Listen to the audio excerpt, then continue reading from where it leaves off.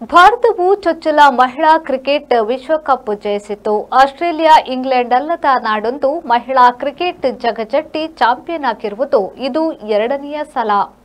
ಭಾರತವು ಚೊಚ್ಚಲ ಮಹಿಳಾ ಕ್ರಿಕೆಟ್ ವಿಶ್ವಕಪ್ ಜಯಿಸಿತು.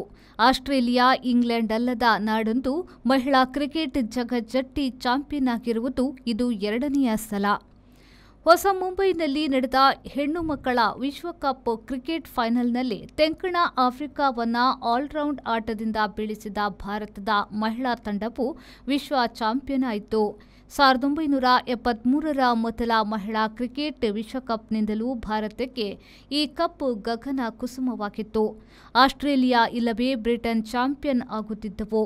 ಫೈನಲ್ನಲ್ಲಿ ಕೂಡ ಆಸ್ಟ್ರೇಲಿಯಾ ಇಂಗ್ಲೆಂಡ್ 2 ಇಲ್ಲವೇ 1 ಇದ್ದೇ ಇರುತ್ತಿದ್ದವು.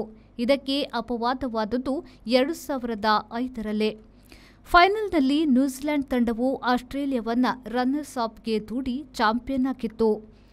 ವಿಶೇಷವೆಂದರೆ ಆಸ್ಟ್ರೇಲಿಯಾ, ಬ್ರಿಟನ್ ಅಲ್ಲದ ತಂಡಗಳು ಚಾಂಪಿಯನ್ ಆಗಿರುವುದು ಅವುಗಳ ತಾಯ್ನಾಡಿನಲ್ಲೇ.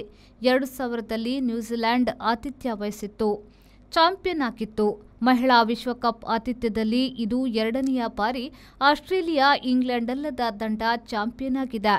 ಭಾರತವು ಆತಿಥೇಯ ಬೀದರ್ನ ತಂಡಗಳನ್ನೆಲ್ಲ ಸೋಲಿಸಿ ಚಾಂಪಿಯನ್ ಆಗಿದೆ.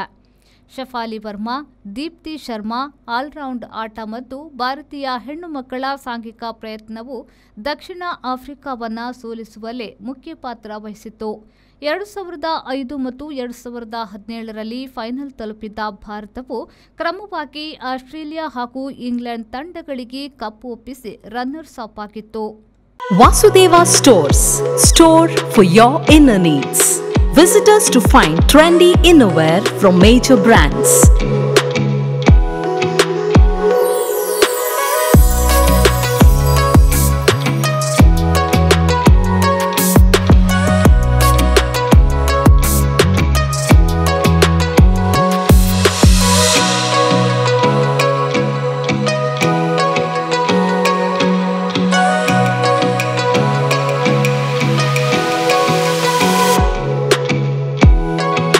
Visit Vasudeva Stores, ground floor, Ideal Towers near Sharavu Ganapati Temple, Mangaluru.